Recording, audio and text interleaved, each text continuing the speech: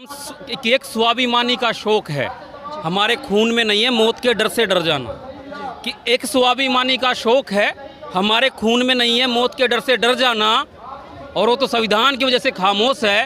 नहीं, जातिवादी अच्छे से जानते हैं तुम्हारी औकात बताना, जातिवादी अच्छे से जानते हैं तुम्हारी औकात बताना। कि नाम से पहले जात पूछते हैं, है ना, कि नाम से पहले जात पूछते हैं, मैं अच्छे से जानता हूँ इनकी औकात को। कि नाम से पहले जात पूछते हैं, मैं अच्छे से जानता हूँ इनकी औकात को।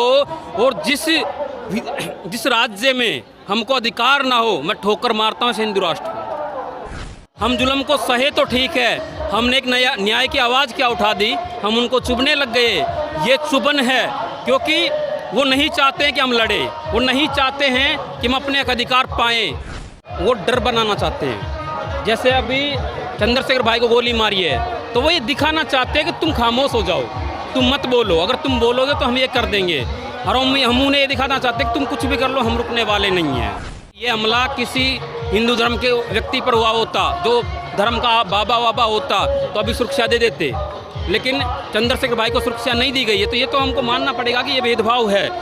चंद्रशेखर जो है वो कहीं ना कहीं युवाओं को भड़काता है, तमाम युवाओं को संगठित करके कहीं ना कहीं गलत रास्ते की तरफ धकेलने का काम करते हैं। आप भी एक युवा हैं, आप किस नज़रिए से देखते हैं चंद्रशेखर आज़ाद जी को, किस नज़रिए से देखते हैं उन्हें तमाम स्टूडेंट को जो कि पढ़ाई अपना छोड़ करके इस आंदोलन का हिस्सा आज बने हुए हैं?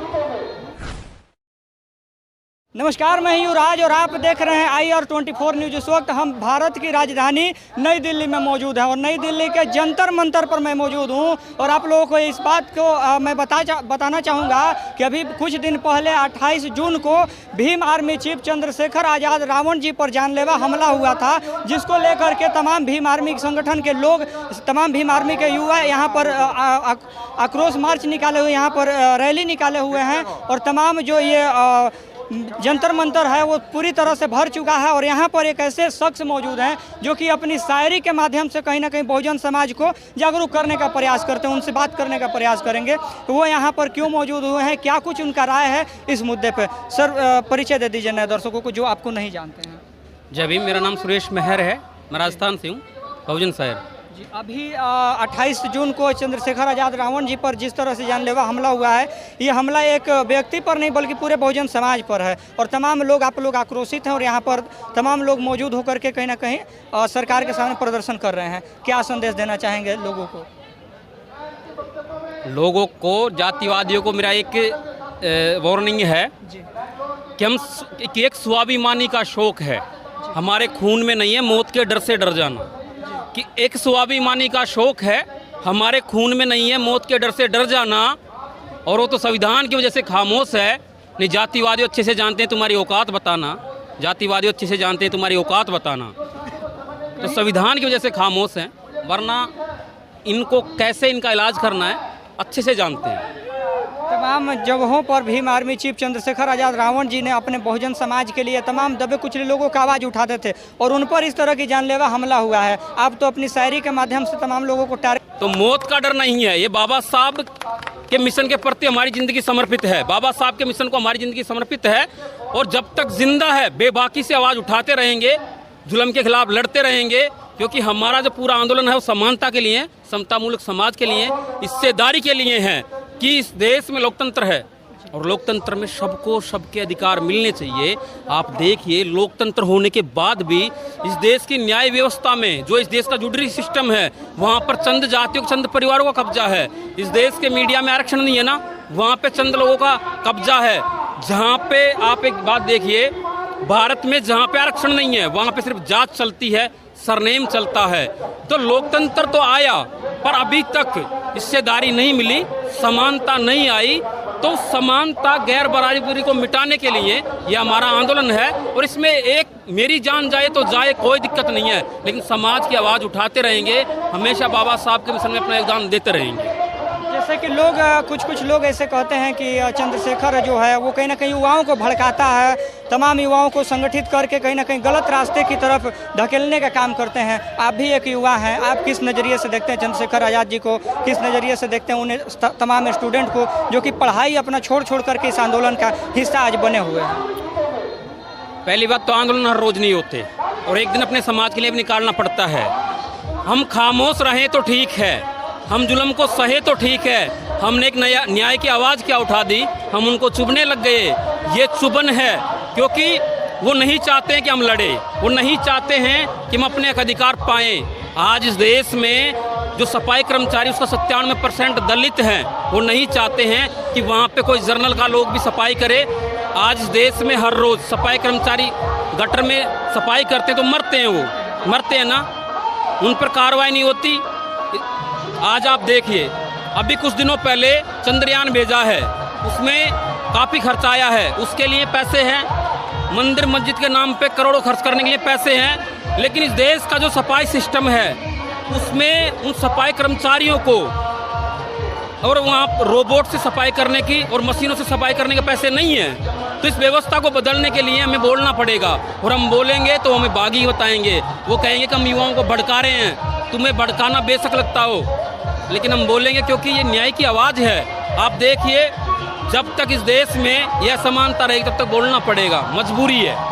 जितने लोगों ने आवाज़ उठाया, चाहे वो रोहित वेमुला हो और चाहे आपके सामने चंद्रशेखर आज़ाद जी हो, अभी बाल बाल बचे हुए हैं, लेकिन ये भी कहीं ना कहीं मौत के घाट उतारे जा सकते थे। तो जितने भी बहुजन समाज के लोग हैं, उभरते हुए लोग हैं, जो कहीं ना कहीं आवाज़ उठाने का काम करते हैं, उनको कहीं ना कहीं दबाया जाता है, मारा पीटा जाता है, और अंत में उनका वही हाल किया जाता है जो कहीं ना कहीं कीड़े मकोड़ों के साथ होता है।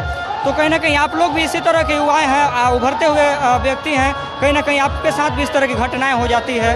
तो मतलब क्या संदेश देना चाहेंगे समाज को कि आप संघर्ष करते होते अगर मर जाते हैं तो? देखो, मेरी बात सुनो, वो डर बनाना चाहते हैं। जैसे अभी चंद्रशेखर भाई को गोली मारी है, तो वो ये दिखाना चाहते हैं कि तुम खामोश हो जाओ, तुम मत बोलो, अगर तुम बोलोगे तो हम ये कर देंगे। और हम उन्हें ये दिखाना चाहते हैं कि तुम कुछ भी कर लो, हम रुकने वाले नहीं हैं। चाहे तुम कुछ भी करो, धमकी दो, हमें भी रोज़ धमकियाँ देते हैं लोग, हमें भी रोज़ ऑनलाइन धमकियाँ देते हैं, फ़ोन पे धमकियाँ देते हैं। हम नहीं डरते किसी की धमकियों से, हम जिगर में दम रखते हैं, संविधान के प्रति वफादार हैं और जान हथेली पे लेकर चलते हैं, इनकी धमकियों से नहीं डरते। क्या क्या मांगे हैं आप लोगों? भाई को Z+ सुरक्षा मिले और CBI जांच हो, तो पता चले कि इस हमले के पीछे कौन था, किसने साजिश की थी। सत्ता का संरक्षण प्राप्त तो नहीं है सारी, और नार्को टेस्ट हो उनका, तो पता चले कि वास्तविकता में बात क्या थी। अगर सरकार आपकी मांगों को नहीं मांगती है तो अगला प्रतिक्रियाएं आपकी क्या रहेंगी? तो ये तो हमारे ऊपर जो चंद्रशेखर भाई है वो तय करेंगे कि आगे का उनका क्या फैसला रहता है। अभी आज आए हैं हम उनके आंदोलन में, अभी आगे जो भी अपडेट होगी वो भाई दे देंगे। क्या लगता है अगला कार्रवाई आंदोलन की तरह ही होगा, या ज़मीनी स्तर से कुछ ऐसा काम करेंगे जिससे कि सरकार के नज़र में आप लोग सरकार को डर बनाने का के लिए प्रेशर करेंगे, या फिर मतलब आंदोलन की तरह ही आप लोग तैयारी करेंगे? देखो, सरकारों को तो हम जानते हैं, सरकारें जातिवादी है, जाति धर्म देखकर कार्रवाई करती है। अगर ये हमला किसी हिंदू धर्म के व्यक्ति पर हुआ होता, जो धर्म का बाबा वाबा होता, तो अभी सुरक्षा दे देते। लेकिन चंद्रशेखर भाई को सुरक्षा नहीं दी गई है, तो ये तो हमको मानना पड़ेगा कि ये भेदभाव है और ये जातिगत भेदभाव है। अब इस आंदोलन के बाद क्या सरकार का रवैया रहता है, कितना सरकार मानती है, ये बाद की बातें। फिर गांव में आंदोलन पहुंचेगा, ये एक बड़ा राष्ट्रीय आंदोलन होगा, ये बाद की बात है। ये राष्ट्रीय जो कोर कमेटी है वो निर्णय लेगी। आपका चंद्रशेखर आज़ाद जी तय करेंगे अगला कार्रवाई आप लोगों की क्या रहेगी? नहीं, उनकी टीम, पूरी टीम है उनकी, जो उनकी संगठन तय करेंगे। हाँ, वो तय करेंगे कि आगे का क्या होता है। अंत में एक शायरी के माध्यम से हमारे दर्शकों को सुना दीजिए। अच्छी एक शायरी है संविधान पर, मैं हिंदू राष्ट्र पे सुना देता हूँ एक शायरी, जो हिंदू राष्ट्र बिल्कुल बड़ा चिल्लाते रहते हैं यूट्यूबर, दिल्ली के यूट्यूबर हैं कई, कि नाम से पहले जात पूछते हैं, है ना, कि नाम से पहले जात पूछते हैं, मैं अच्छे से जानता हूँ इनके औकात को।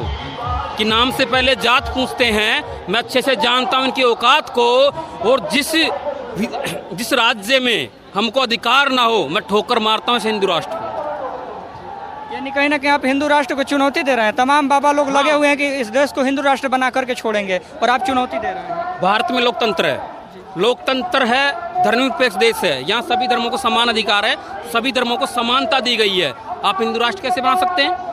आप जब हिंदू राष्ट्र की बात करते हैं, जब आप इस देश के खिलाफ जाते हैं, जब इसके लोकतंत्र के खिलाफ जाते हैं, क्योंकि हिंदू राष्ट्र जैसी कोई चीज़ ही नहीं है। बाबा साहब ने भी कहा है कि हिंदू राष्ट्र मतलब खतरा है और इसे हमें हर कीमत पर रोकना पड़ेगा, ये बाबा साहब ने कहा है। तो इस देश के जो बाबा है वो नफरती माहौल बनाकर हिंदू मुसलमान के नाम पर अपनी सत्ता की दुकान चलवा रहे हैं, वो बीजेपी के एजेंट हैं। वो पार्टी विशेष के एजेंट हैं और ऐसे बयान देते हैं। भारत हिंदू राष्ट्र कभी नहीं बन सकता, क्योंकि ये धर्मनिरपेक्ष देश है, लोकतंत्र है, और लोकतंत्र में ही सबकी खुशहाली है। चलिए बहुत बहुत धन्यवाद। ये बहुजन शायर सुरेश महर जी थे, जो किस प्रकार से अपनी बातों को रखे कि चंद्रशेखर आज़ाद रावण जी पर जिस तरह से जानलेवा हमला हुआ है और उसका हम लोग खंडन करते हैं। और इसी प्रकार से अगर तमाम बहुजनों पर जो भी अत्याचार होगा, कभी भी अगर इस तरह की चीज़ें होंगी, तो ये तो सिर्फ एक ट्रेलर है, आगे पूरी पिक्चर दिखा देंगे किस प्रकार से इन लोगों की बातें थी। बाकी मेरा प्रयास का सलाह कमेंट बॉक्स में बताना मत भूलेगा।